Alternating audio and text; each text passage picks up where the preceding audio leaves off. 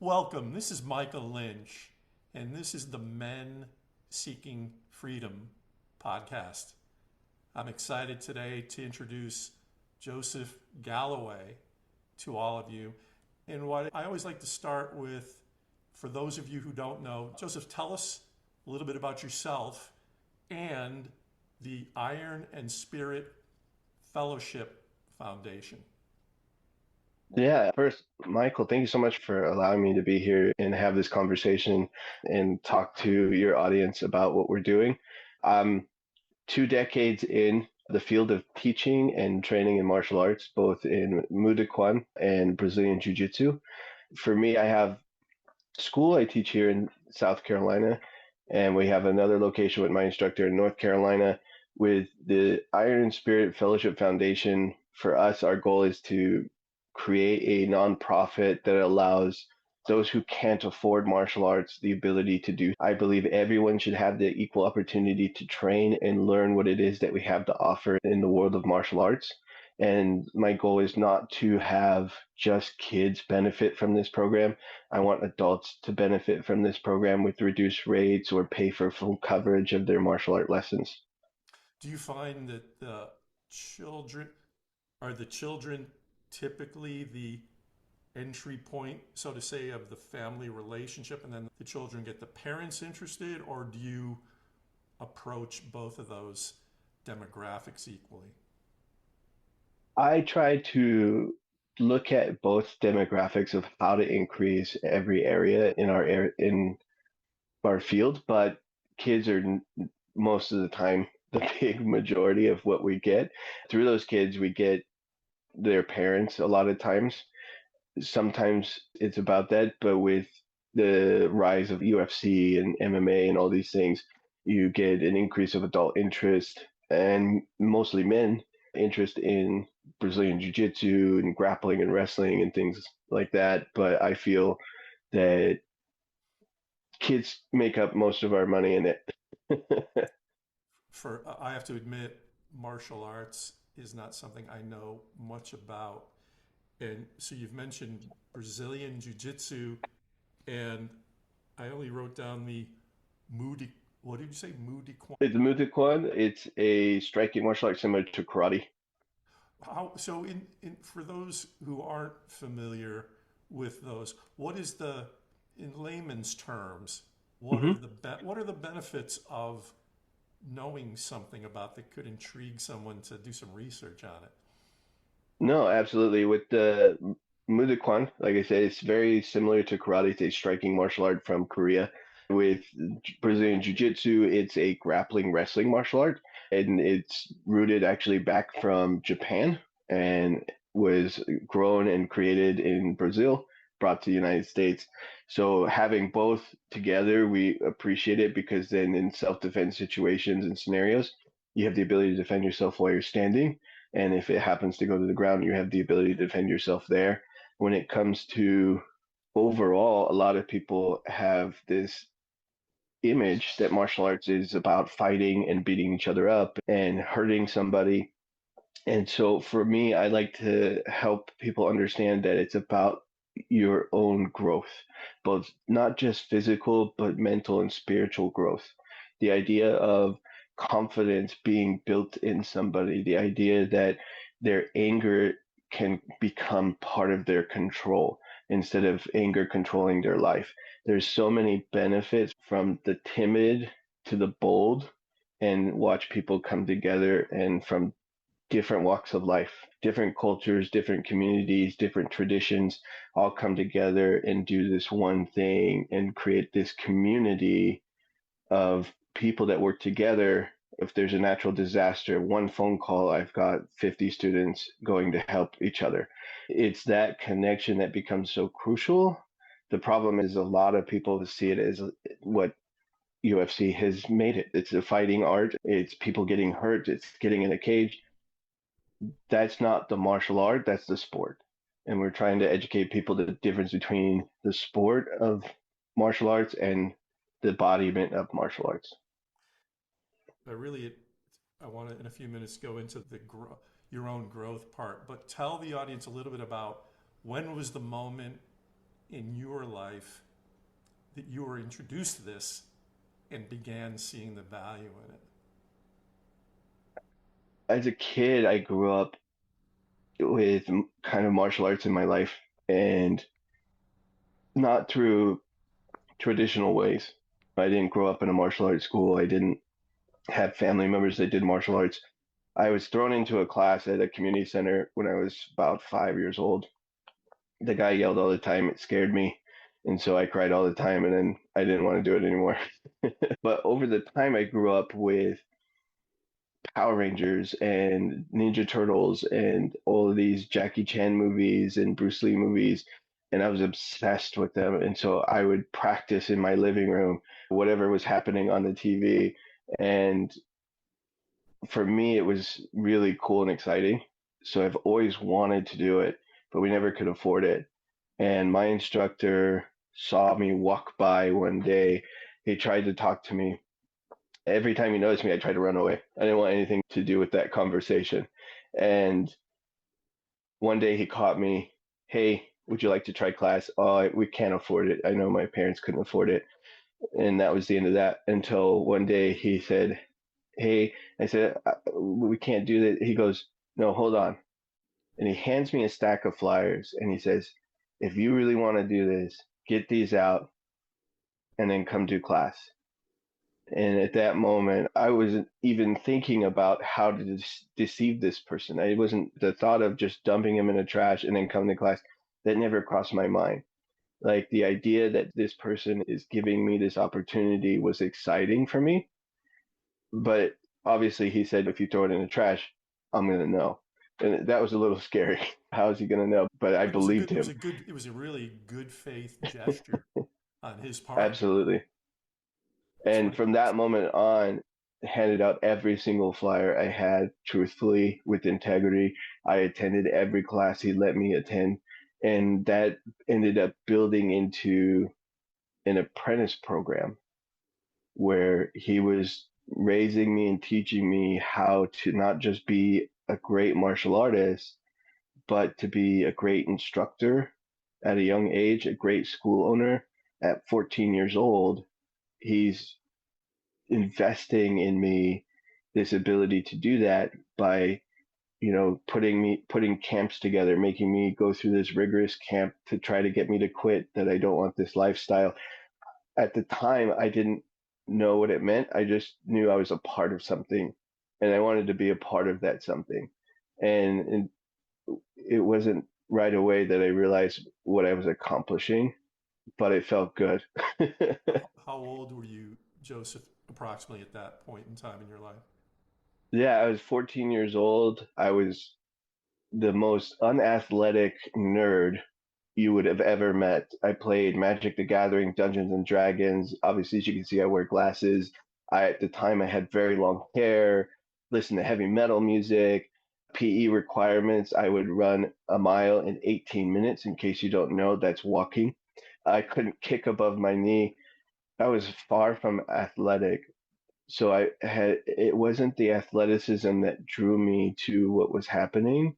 It was like this sense of I can belong to something. I can be better in this situation because at the time I was growing up in Sacramento, California, there was a lot of drugs and alcohol abuse that was happening around me with my friends.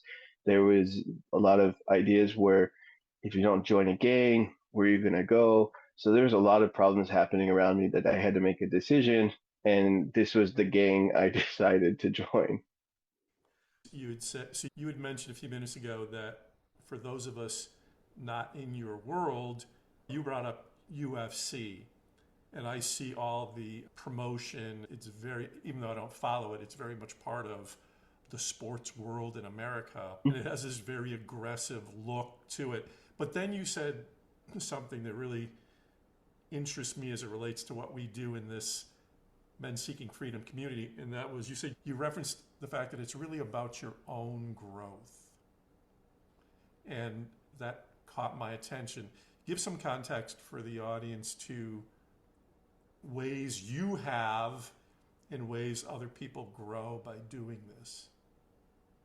Yeah, absolutely. I'm not taking away anything that MMA fighters are doing. I've done a lot of those things with working with MMA teams and fighting in training for MMA. I've done all those things. I'm not taking away anything that they do. It's absolutely hard work. It is very hard work. But for me, it's the separation between a sport athlete and a status of position, right? So an athlete trains for the sport physically and mentally to do the game or activity or competition that they're training for specifically. For martial arts, it's everything that's happening in your life. How, for kids, examples, how's school? How's listening to your parents at home? We're engaging in these conversations with not just the student, but the parent, because our goal is to make them the best possible version of themselves that we can as adults. Hey, where's the depression coming from? Hey, where's the lack of appreciation for yourself? Where's your self esteem?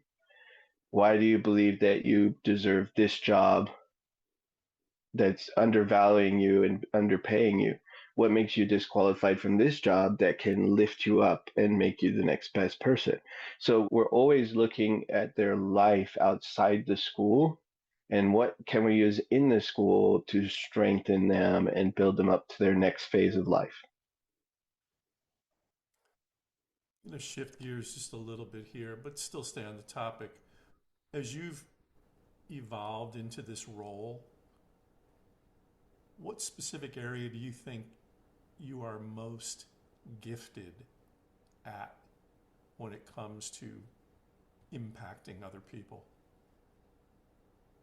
Something that was brought to me at a young age from my instructor. My instructor, David Kirk, lived a life of army. He served in the army. He worked in law enforcement. He had a lot of experience of understanding how to deal with people in high aggressive, high stress situations. He's a combat veteran. And so when he met me, he recognized that God had given me the talent to know people without getting to know them, to know who they are and where they're going, to know more about them without having to ask many questions, to be able to identify quickly their motivation, to identify quickly what they're missing and lacking, identify quickly and reading both body language, vocal tones very quickly. And so he saw that in me and said, this is what we're going to focus on for you because we believe everybody has a talent. Once you find it, it's teaching them not to just rely on the talent, but to grow it. Because even though God gifted you that talent and you're good at it, doesn't mean you shouldn't train it to become phenomenal at it. And so he did that for me, and that allowed me to be amazing at what I do teaching wise because I'm able to see which student is struggling with something. I'm able to identify, hey, they're not getting it. Let me try to teach it a different way. And so I get to work through those different methods of teaching because I recognize what they're going through or what they may be struggling with. Good for your mentor, David. You said his name was Yeah, David. David Kirk. Good for your mentor identifying that ability within you. One of the things I've learned in well through life experiences as well as researching for this men seeking freedom community is it's easier to be expressive and not suppress your emotions if you are aware of a calling or a gift, something that comes. And one of the themes that'll be seen here consistently is what are these things that are as natural as breathing to you? A lot of people, first of all, everyone has gifts. Not everyone is conscious of them or gets to apply them. So I appreciate you saying what you did there because what we want in building this foundation for men to speak openly and have emotion a lot of it will come from, I know who I am. People have recognized what I do uniquely versus anyone else in the world. That's not, Yeah, that's something I've actually recently realized and recognized is I didn't realize how lucky I was. I had found my calling and my gift at such a young age, at 14 years old, not recognizing and realizing that a lot of men out there are crashing because they're doing what they feel that is necessary. They go to work, they come home, they eat dinner, they go to bed, and they repeat. Whether they have kids or a marriage to handle, they're stuck in this loop because they feel lost and they start losing the sense of purpose. And I think what I had finally recognized and realized is take time to find what it is that makes you. So that way it can lead to either a hobby or career change that develops that purpose because of what you're gifted in. And I think that's something that a lot of men need to take the time to do is what is your gift? What calls to you naturally that you're good at? Doesn't mean you have to quit your job overnight. You can invest in a hobby that enhances that gift, that may lead to a career change, that will build a better relationship in your family because you're not becoming numb and automated in everyday's routine. you were, that is a great theme of get acquaint. First, let's step back for a minute from that. Men often aren't the type who are going to sit around and say, Joseph, what are you gifted at? Michael, what are you gifted at? Now, maybe in your own world that is the case, but men don't typically speak to each other that way. And I like the way you position that because once you get acquainted with your gifts, you're right, there may not be an instant thing you can do from a career perspective or recreational perspective or family perspective, but once you get aware of it, it's not something you can easily pull out of your memory, especially if you had a mentor point that out to you. I've done exercises with people where I've said to them, text 10 of the closest people to you in your life and ask them, takes courage to do this, what is it about me that you consider unique or special? Since it's text, you will probably get instantaneous feedback in whatever the methodology is that people are comfortable with. Yeah, I would even encourage less closer people, right? Because a lot of times when we text our closest friends, family members, they tell us a little bit what we want to hear, and they think that's what we want to hear. And so I would encourage that once you get past that confidence barrier, if you're feeling bold to text that to strangers, people that you know but aren't in a relationship with, whether it's a friendship, family member, or close friend, see what they say. A lot of times they're going to be a little bit more honest because they're not trying to appeal to your feelings.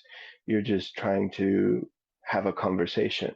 So I would even suggest going farther to identify and weed out what, maybe people are being kind. Oh, you're an amazing person. You listen all the time. That's cool. But that's coming from your mom. Of course, she's going to say amazing, nice things about me, right? Or that's coming from your wife or your best friend. They're going to say nice things about you. So I think, blending in some that don't know you other than in a personal way, but know you from a professional way, things can stick out in those ways too. Joseph, the audience we're talking to here, in addition to want no longer wanting to suffer in silence, a lot of the people that will listen to this and watch this are in their 40s, in their 50s. They've been successful in their life, although open to learning new and different things. With your expertise with Iron and Spirit, and let's think about the people listening who have no comprehension of the benefits of what you do. What would you tell a person in that stage of their life, or they have kids and they have an established career, maybe they have a very busy life, they struggle to express themselves. Talk to that person and let them know, if you were to get involved in something like what you do, Joseph, how would that benefit them? A lot of times when we're talking to people that are thinking about trying martial arts, thinking about the idea or encouraging them, they're like, no, I don't think I could do that. It's always the same thing we say is the hardest thing you're ever going to do is stepping on the mat. And I think that approach with everything in life in general, the hardest thing you're going to do is the toughest thing is going to be taking that step to try to put yourself out there to fail. I have two rules, and I give the same two rules to adults and kids. When they first start, number one, yes sir, no sir. That helps me establish, hey, I am a master instructor. This is discipline. The second rule is always try. You will never get in trouble for making a mistake. As a teacher, it is my job to correct mistakes. It is my job to make people better. So if they stop trying and they can't make a mistake, I can't grow. If they don't make any mistakes, I'm out of job. I have nothing left to teach. So I always have those two rules for people to start with. And I think having that idea in life is important also, no matter what they're doing. Number one, establish a sense of discipline. That means doing things even when we don't want to. And then taking that chance. Yes, you're going to make a mistake, but it means it's an opportunity to learn how to better or fix something. Understand that you're not going to get in trouble for making a mistake. It's an opportunity to learn to move forward. The fear of, as someone who has been a struggling golfer, one of the interesting things about golf, and you're triggering this, is if you're ever going to take up golf, the first rule is get comfortable humiliating yourself. Obviously, there's a lot of benefits to it, and I don't mean to discourage anybody from, but you're bringing up the good point of starting something is always the toughest stage, because then once you get into it, even if there's a feeling of failure or struggle, you've at least given yourself the sense of what the, in golf, you're outdoors. In golf, you meet, if you allow yourself to, very interesting people and develop some very healthy conversations. That has nothing to do with the quality of how you're putting the ball on the face of the club and hitting a good shot. But let's go back to the question I was going to ask you was, do you find yourself, because you teed it up there, pun intended, you help people clinically with the actual martial arts? How much time do you spend, because you were going there, how much time do you spend on the mental health part of all this? Oddly enough, there's no measurement. When it comes to day one, like I said, those two rules, right? From day one, that sets up a mental health position.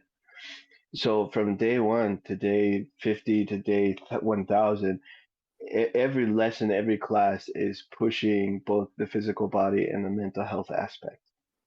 We're looking across the floor, seeing who's struggling physically, who's struggling mentally, who's moving to the next step, and who's falling behind. We're always teaching to the highest denominator, so those have to strive to be as good as them. We're not teaching to the easiest level for those to pull people back. We don't want to pull people back. We want to push people forward. We believe that the high tide raises all ships. If we're able to put an established standard, and it's a high standard, and let them know, hey, it's okay. We're not perfect. We're not going to be perfect. You're going to make mistakes, but I still want you to push for it. We're by them. We're next to them. We're pushing with them to the point where eventually they don't need us there. They just enjoy us. to be there with them. They don't need us to hold their hand. They just need us to remind them, hey, that looked terrible, do it again. And it's all about easing into the process. Yes, there's a lot of things incorporated in technique, speed, footwork. There's so many things incorporated. The thing is, do we shove everything at them at once, or do we gradually increase and gradually push? That's where the belt colors come in. I don't expect white belt to yellow belt to be at black belt level. But I do expect black belts not to act like white belts. With each stage comes expectations and disciplines and all that. Increased standards, yeah. Hey, we can't do enough of that in society in general, can we? Question. Here's one that I want you to think about. Don't have to give the name of the person, obviously. Share with the audience an example of a person you've worked with who has had astounding results from working with you. In what you can share, talk a little bit about where this person was at in their life when introduced to you, and something fantastic that they've accomplished through that. Yeah, I'll give you a good one. They started at about the same age I did. They're about 14 years old. They came from a place where depression was a huge part of their life. And thoughts of hurting themselves was a huge part of that life. Self-doubt, no self-esteem, no confidence. That was who they were. They not only started with us in anything that we do is tough, but they started with us in one of the hardest detail-oriented classes that we were offering. That being said, they would cry at every class because it's so detail-oriented, you feel like you're just an absolute failure. You're just making mistake after mistake.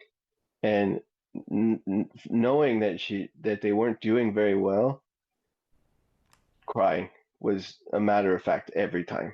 And I couldn't wrap my head around it at first. I was like, what is happening? What did I do? I thought I had done or said something because I just met the student, and every class it was that way. They, in same fashion, started training in the other martial arts that we offered, to the point that they put themselves into what we call the apprentice program. It's one of the hardest programs that any of our students can ever do and achieve. It is designed to make you quit. It is very written in the military fashion. Every 2 months, you have a training camp where you get anywhere between 4 to 6 hours of sleep the entire weekend. It is filled with physical and mental exercises, including running and puzzles and martial art training, just absolute drag out to fight or flight response fighting. There's all kinds of high level of stress that's happening in these camps. They went into it going to prove a point because they were told they didn't have what it takes to do it. Once they did, they had no reason, they had no why. They didn't have a purpose to continue. This is a 10 camp program. They achieve each phase, it's 10 camps to graduate. I had to dig in and say, what are you going to do? You proved that you can do it, but what's going to push you the rest of the way? At that point, they had quit. After the conversation, they realized, I want to keep going. Through that exposure, camp after camp, they got involved in teaching. They got their black belt. They're teaching classes. They're teaching special needs classes. And that really put it in perspective of what they were accomplishing and what they were doing. Now, Same old person, cried every camp. Very emotional at everything that they did. This weekend was their 10th camp. This weekend was their graduation camp. This weekend was the first camp and her hardest camp. 0 tears fell on her face. Why? Because complete transformation from beginning to end in such a drastic way that she had to fight 4 people, real fight, no holds barred, just go at it to see if she can survive. And the first response that she did, and she knew right away what was happening, the first thing she did, which normally in sparring we try to be courteous, not hit each other in the face. The first thing she did was hit somebody in the face. This isn't traditional sparring. This is, I need to survive. And that's something we try to get them to understand, because when we're teaching as instructors, some people come to us with the sense of they want to feel safe and comfortable, that they can survive a situation. And unless you experience that what we're teaching is real, what we're teaching can do this, you don't stand behind what you teach. They made it through it. They graduated. They came to my side of the table. So away from the team of people that are trying to graduate, and with the biggest smile on her face, treated them as though they're lower than her. She graduated. They still have to go through it. So it was really amazing to see. I wrote down the phrase that you used at the beginning of that really stuck out was, you don't, what person, this is many of us, what person has been told in their life, you don't have what it takes? And it's funny, in your story there, I was thinking, I guess I'm thinking now, it's like a marketer for any person who ever's been told you don't have what it takes. That's about as discouraging and demeaning as possible.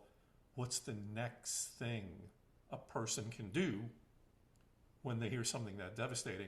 In just my interpretation of how you're explaining things, you actually have an answer for something people can do to develop these disciplines, release emotions, increase self-esteem. What I'd love to do, Joseph, in wrapping up is let's be thinking about that for the person who's ever been told you don't have what it takes. For the person who's sitting there listening to this going, what is that first step to investigate this? How can the viewers and listeners of this podcast, how can they reach out to you with their specific questions on getting started and being someone who has what it takes to be successful? That's something I've always loved doing, is encouraging people to reach out to me, and always, whether they're in my area or not in my area, I feel it's part of my duty to educate people on what we do. It's part of my duty to give the information on not just what I do and what they should be looking for, but who to avoid. There's so many schools out there that treat it as a business of focus, where they're only looking at the dollar. Each individual student is not a name, they're just a number for them. And as long as they pay their bill on time, they get their next belt and grade. With us, and you'll see it everywhere on our social media, you'll see it everywhere on our websites, just plastered everywhere. Always earned, never bought. We're never afraid to fail a student if that's what they did. But we'll also stand next to them to help them get back up and try again. we're not afraid to tell them, hey, you're not testing this time. You didn't put enough effort in the cycle. We're not trying to set people up to fail. So if we can avoid the failure, we'll tell them honestly and plainly, you didn't put in the work. We're trying to fight against these people that are weekend black belts. They go to a seminar and get a binder and create a program and open a school, and now it's a glorified daycare. The music's playing louder than anything in the room. I think that's such a negative outlook, and it's hurting the expectations of traditional martial arts schools. I think it's setting up people with confidence, but a false confidence. They're standing confidently in something that they don't realize is not effective or not going to be there when they need it. I think it's going to get a lot of people hurt. I think it's going to get a lot of people building the wrong thing where it becomes arrogance instead of confidence. I think that it's just overall going to hurt the community of martial arts as they continue to try to create this franchise style thinking of martial arts. So if those who want to know, absolutely reach out to me. You can find us on Facebook and Instagram. Just search Iron and Spirit Fellowship Foundation. I have a whole team of people. When you message us, ask for me specifically. I will take the time to answer anybody's questions. If they want to do a phone call, I'll create a phone call opportunity. I love educating. I love working with people, even if it's down to researching what they have in their area. I've done it many times because they trust in my ability to encourage them to go to a great school that has a great culture to build a community. Thank you very much, Joseph. What I take from how you've wrapped things up here, and by the way, again, people, you can reach Joseph, Iron and Spirit Fellowship Foundation on Instagram and Facebook. What I take from what you said is this: you don't partake in your activities for everyone who gets a trophy. This is something people earn, and I think that's in addition to all the benefits you've listed. So everyone, thank you for joining us today. If you found value in this conversation with Joseph, please share it. You can find me at menseekingfreedom.com, and I'll see you on the next episode.